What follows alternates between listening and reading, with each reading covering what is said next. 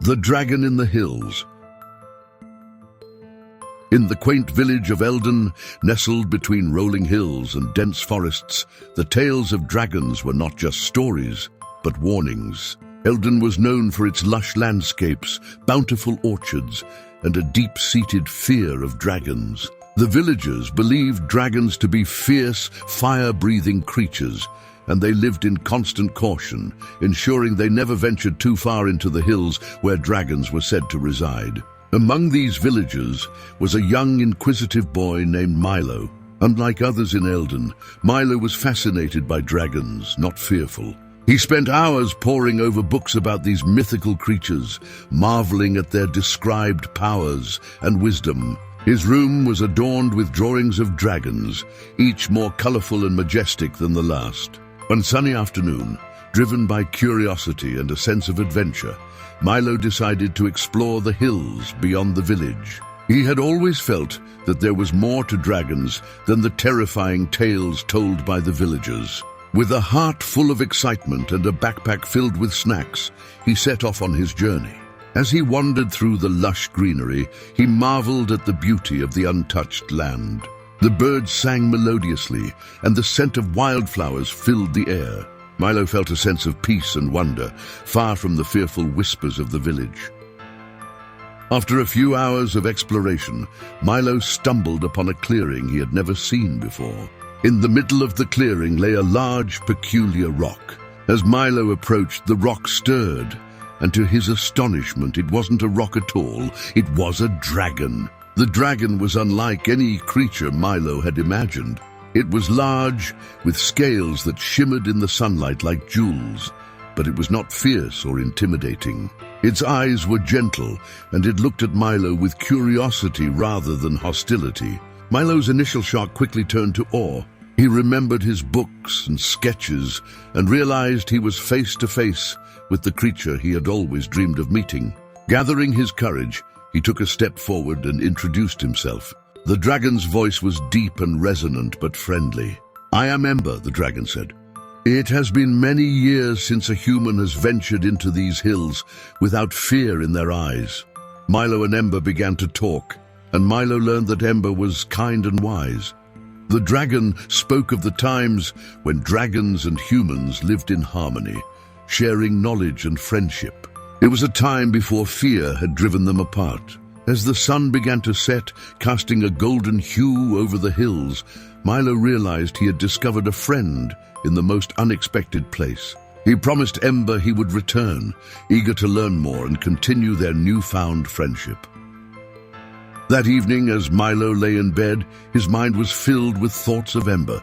He knew he had made a remarkable discovery, one that could change the way his village saw dragons. He drifted off to sleep with a smile, dreaming of his next visit to the clearing and the adventures that awaited with his new dragon friend. Milo's visits to Ember became a regular part of his life. Each trip to the clearing was an adventure, a chance to learn about the world from a perspective he had never imagined. Ember shared stories of ancient times when dragons roamed the skies freely, tales of the stars and the secrets of the forest. As their friendship grew, so did Milo's understanding of dragons. He learned that Ember, like many dragons, was a guardian of nature, caring deeply for the balance of the ecosystem. Ember showed Milo the intricacies of the forest, from the smallest insect to the tallest tree, and how everything was interconnected. Milo's perception of dragons transformed entirely. The frightening creatures from the villagers' tales were nothing like the wise and kind Ember. He realized that the fear in his village was based on misunderstandings and myths, not on truth. Filled with a newfound sense of purpose, Milo decided that he wanted to bridge this gap of misunderstanding. He wanted his village to know the real dragons, especially Ember, and to see that there was nothing to fear. He believed that sharing his experiences could change the villagers' perceptions, just as his own had been changed. One afternoon, Milo invited his closest friend, Anna, to meet Ember. Anna was hesitant at first, her mind clouded with the same fears that gripped the village. But seeing Milo's earnestness and trust in Ember, she agreed. Anna's first encounter with Ember was filled with apprehension, but as she listened to Ember speak, her fears slowly dissolved. She was captivated by the dragon's gentle demeanor and the depth of knowledge it possessed.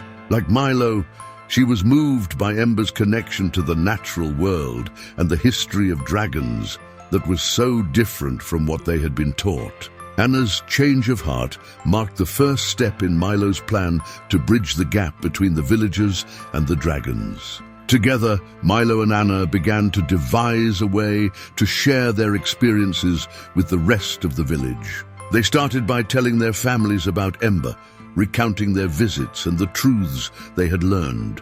Their families were skeptical at first, but the sincerity in Milo and Anna's stories began to spark curiosity. They spoke of Ember's kindness, the beauty of the forest, and how much they had learned. Slowly, the seed of curiosity began to take root in their families, replacing old fears with new questions and a desire to understand. Milo knew that changing centuries-old beliefs was not an easy task, but he was determined. He believed that fear could be overcome with knowledge and understanding. He hoped that in time, the villagers would see Ember not as a creature to fear, but as a friend and a vital part of the world's delicate balance. That night, as Milo lay in bed, he felt a sense of hope. His mission to bridge two worlds, his village and the world of dragons, had begun. He knew the road ahead would be challenging, but with Ember, Anna, and now their families slowly opening up to the truth, he felt anything was possible. Milo's small circle of understanding gradually expanded as more villagers became intrigued by his and Anna's tales of Ember. Their skepticism slowly turned into fascination. The children, especially, were drawn to the stories of the gentle dragon in the hills. They saw in Ember a figure of wonder, not fear. Emboldened by this growing interest, Milo and Anna organized a small gathering for some of the village children. They planned to take them to meet Ember. After much convincing and assurance, a few parents agreed, their curiosity overcoming their apprehension. The day of the visit arrived, and a group of wide-eyed children followed Milo and Anna to the clearing. As they approached, Ember emerged, its scales shimmering in the sunlight. The children gasped in awe, their initial fear dissolving as they saw the dragon's friendly demeanor. Ember greeted them with a gentle voice, and soon the children were laughing and asking questions. Ember answered patiently, sharing stories of the forest and the stars above. The children listened intently, captivated by the dragon's wisdom and kindness. Milo watched the scene with a heart full of joy. This was the moment he had dreamed of, a moment of connection and understanding between his village and a dragon. He saw the children's eyes light up with the same wonder that had filled his own heart when he first met Ember. The success of this first visit led to more. Word spread through the village, and what had started as whispers of fear turned into conversations of curiosity and wonder. Parents who had once warned their children of the dangers of the hills now spoke of the wisdom of the dragon that lived there. As the villagers' perception of dragons changed, so did their attitude towards the hills and the forest. They began to see the natural world as a place of wonder and respect, not just a backdrop to their village. The forest was no longer a place to avoid, but a place to cherish and protect. Milo and Anna continued to organize visits to Ember, each trip strengthening the bond between the village and the dragon. Elders and villagers who had once told tales of fearsome dragons now listened to stories of Ember's kindness and wisdom. The myth of the fearsome dragon was slowly being replaced by a new narrative, one of friendship and understanding. Through these visits, the villagers learned about the importance of the forest's ecosystem, the role of dragons in maintaining the balance of nature, and the value of coexisting peacefully with all creatures. Ember became a symbol of unity and respect for the environment, a bridge between the world of humans and the magic of nature. Milo realized that the journey he had started had led to a change far greater than he had imagined.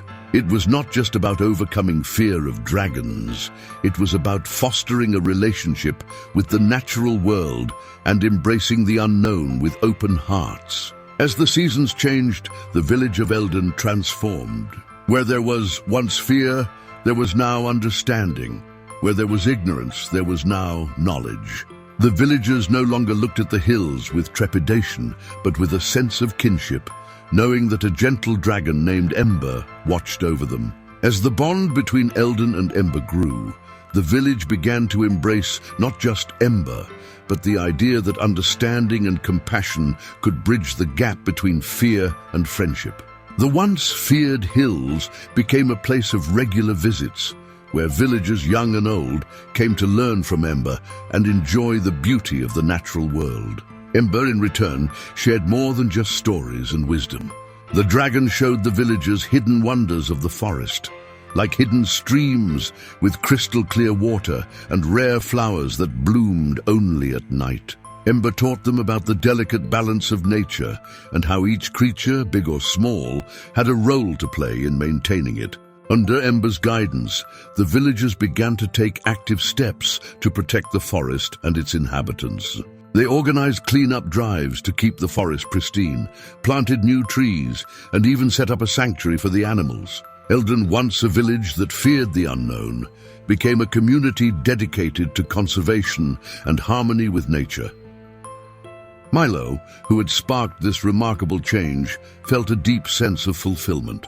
He had not only fulfilled his dream of befriending a dragon, but had also helped transform his village's fears into a powerful force for good. He continued to spend time with Ember, each visit strengthening the bond they shared. Years passed, and Milo grew into a young man, known in the village and beyond as the one who had befriended a dragon. His story inspired others far and wide to seek understanding and connection with the natural world. He became a symbol of courage and a testament to the power of an open heart. One evening, as Milo sat with Ember under the starlit sky, the dragon spoke. "Milo, you have shown your village and the world the power of friendship and understanding. Your heart has changed many, and this forest is now a place of unity and care." Milo looked at Ember, his eyes filled with gratitude. "You taught us all so much, Ember. You showed us that our fears were just misunderstandings and that friendship could be found in the most unexpected places." As the stars twinkled above, Milo realized that his journey with Ember was more than a childhood adventure. It was a life-changing experience that had shaped his destiny. He promised to continue sharing the lessons he had learned and to keep the spirit of understanding and conservation alive. Ember and Milo spent many more years together, their friendship a bridge between two worlds. The story of the child who befriended a dragon became a legend in Eldon, passed down through generations, a reminder that fear can be overcome with understanding, and that the most unlikely friendships can be the most powerful. In the heart of the Whispering Woods, Ember continued to watch over the village, a guardian of nature and a symbol of the enduring bond between humans and the magical world. And in the village of Eldon, the people lived with a deep respect for nature, a legacy of a young boy's courage and a dragon's friendship.